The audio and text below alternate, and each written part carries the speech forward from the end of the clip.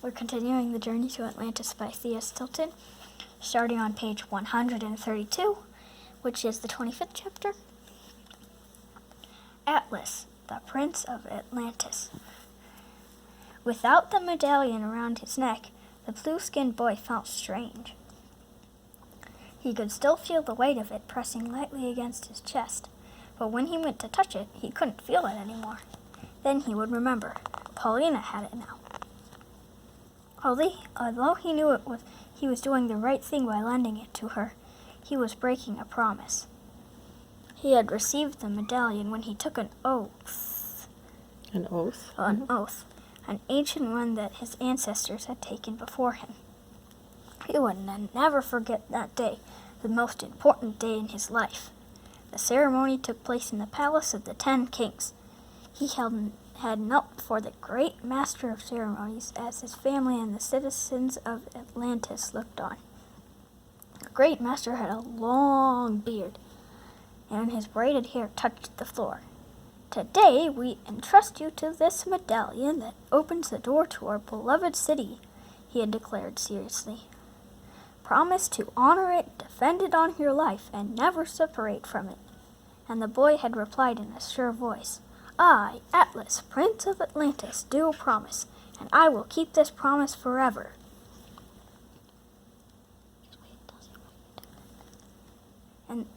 And then the great master had placed the medallion around Atlas's neck. He heard his mother sniff back a happy tear, and when he stood up, he saw both his parents beaming with pride. They saw great things in him, and he did not want to let them down. That's his family.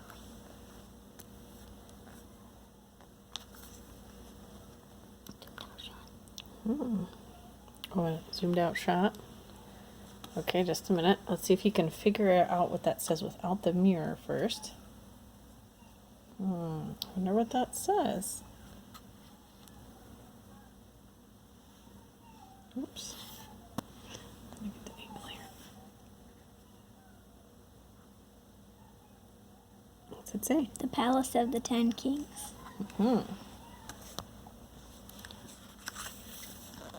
Atlas was very young and inexperienced then, but he had never broken his oath.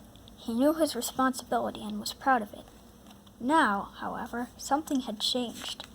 Despite the words that he had spoken in front of his whole kingdom, he had given the medallion to Paulina without thinking twice. Why had he done that? The medallion needed to be protected, but it was also proof that the world he came from was real. And right now, it might be the only thing to save Atlantis from danger. Atlas had never dreamed that by taking his journey, he would put the land and people he loved at risk. In Atlantis, he had often dreamed of the marvelous world above the ocean. He believed that an encounter with this uncharted world would only bring good things to his people. Oops. Think of all the knowledge he could share with them. Now, however, in a short time in the outside world, he had grown to understand that there were those who would harm Atlantis if they ever found it. They would misuse their discovery for their own gain. All he could do was follow his instincts. Observing the 5 mouselets who took care of them, he knew that he could trust them. He felt closest to Paulina. She had kind eyes, and her face was so expressive that when he looked at her, it was almost as if he could hear her thoughts. That is why he gave her the medallion.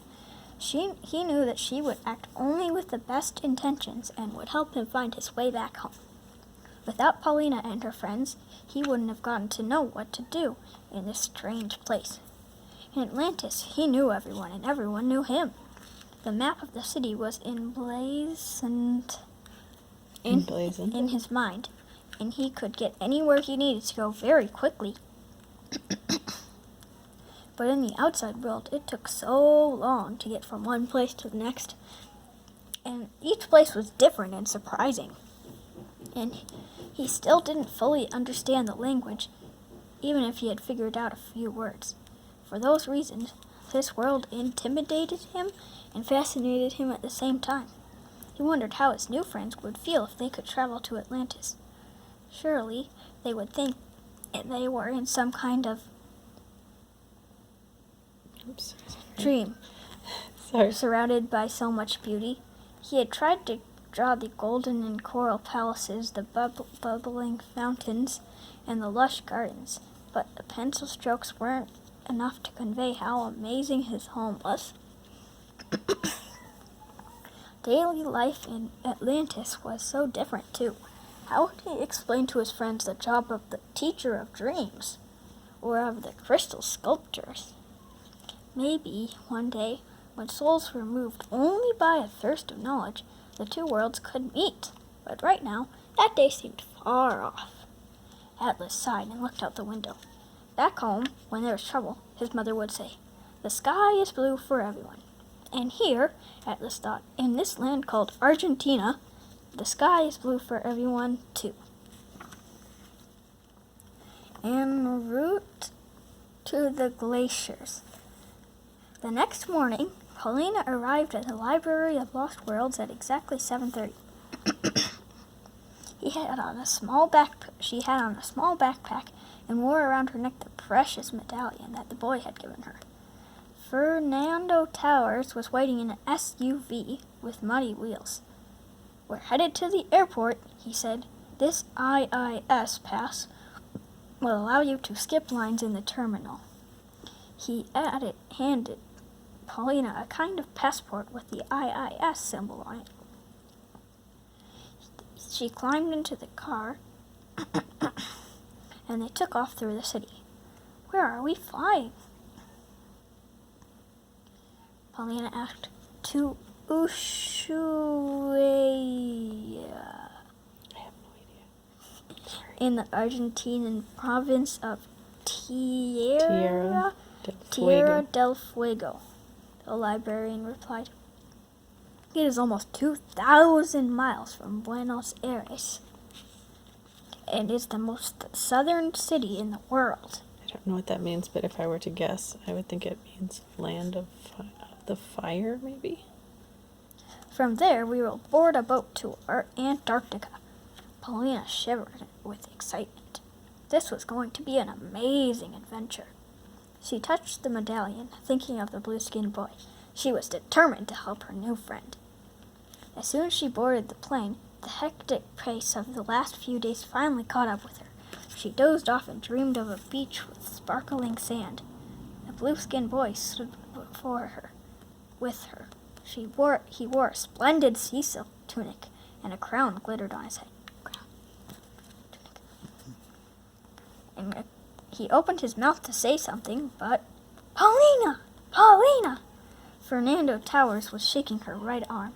"Wake up! The plane has landed!" "Oh, it was just a dream," she murmured, opening her eyes. It had seemed so real. Yawning, she followed the librarian off the plane and into the Ushuaia airport. A taxi waited to take them to the port, where they boarded a special ice-breaking ship. "Now we will cross the Canal del Drake," Fernando exclaimed. "It unites the Atlantic and Pacific Oceans. Often this bit of sea is very turbulent, but they predict calm waters today." The ship pushed through the frozen waters for hours, until the Antarctic Peninsula. Wait. See both sides and then we'll zoom out. Cool. Okay. Came into view. Paulina admired the giant ice mountains that rose from the water. They passed by ice floes inhabited by penguins and seals who watched the ship pass by, crushing ice in its wake. "We'll be there soon. Put these on," Fernando said, giving her a pair of boots. "But I'm already wearing boots," Paulina protested. "Your boots are very fashionable, but these special ones will protect your paws from the cold," the librarian informed her. The temperature is not expected to rise above 0 degrees Fahrenheit while we're here. These boots help prevent frostbite and have special soles that will help you walk over snow and ice without slipping. Thank you, Paulina said, and she quickly changed boots. When they finally landed on the coast, she was glad to have them. Fernando Towers led the way through the snowy wilderness, and the boots helped her keep pace behind him. Finally, they came to a wall of ice that blocked their path. "We're here," Fernando exclaimed. Then he stepped forward and disappeared into the wall. Surprised, Paulina followed him. The ice wall concealed a secret doorway. She stepped through and found herself in an icy cave. On the far wall, Fernando stood next to a tunnel dug into the ice. "Welcome to the gates of the IIS," he cried.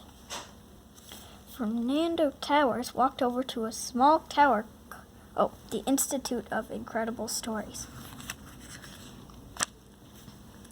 Fernando Towers walked over to a small tower carved of ice and put the open palm of his right paw on top of it. A weak humming sound began to spread through the cave. It grew stronger until a small orange shuttle. Do you need a drink of water? We can pause. Sure. Okay. Orange shuttle emerged from the rear of the cave. The vehicle stopped in front of them, and the transparent dome slowly lifted up. "After you," Fernando said politely. Paulina hopped into the warm, padded passenger seat. The librarian got in, and the dome sealed shut. Fernando steered the vehicle through the tunnel, and they entered the Antarctic underground. Picture, sorry. Oh, interesting. Okay. Paulina looked through the dome in amazement at the icy walls, which were smooth as glass and seemed to glow with a blue light from within. The shuttle stopped in front of another wall of ice, and Fernando got out. He pressed his paw against the ice wall, which lifted up, revealing a tall tower behind it. The tower whose image the thieves had been seeing in clues since their adventure began. "A tower here beneath the ice?" Paulina asked in disbelief. The librarian answered her with a cryptic smile. "Remember, the tower's appearance is deceiving." And with that, he took a few steps forward and disappeared. Paulina was shocked, but then she realized the truth. "It's a hologram," she thought, an image projected into the air. She bravely took a few steps forward and passed right through the tower's image. "Welcome back, Mr. Theta. And I imagine you must be Paulina." Theta. A deep voice greeted her. A rodent with a piercing stare approached them. "Paulina, this is Mr. Alpha, the founder of the IIS. That's Greek." Fernando said. Hello," Paulina said, a little bit nervously. "I've heard that you have an interesting case for us," Mr. Alpha said. She nodded and reached for the medallion, but Mr. Alpha held up a paw to stop her. "Before you tell me your story, I would like to show you the Institute. There is also someone you should meet," he said, and Paulina followed him. Mr. Alpha led Paulina through the busy corridors of the IIS. She noticed that every room had a door of a different color. They stopped at a purple door first. Mr. Alpha pressed his paw on it, and it slid open. They stepped into a room with purple walls and a sign that said, "Non-classified material." "Right now we are working on a fascinating breakthrough," he told her. approaching an area of lab tables covered with test tubes and microscopes.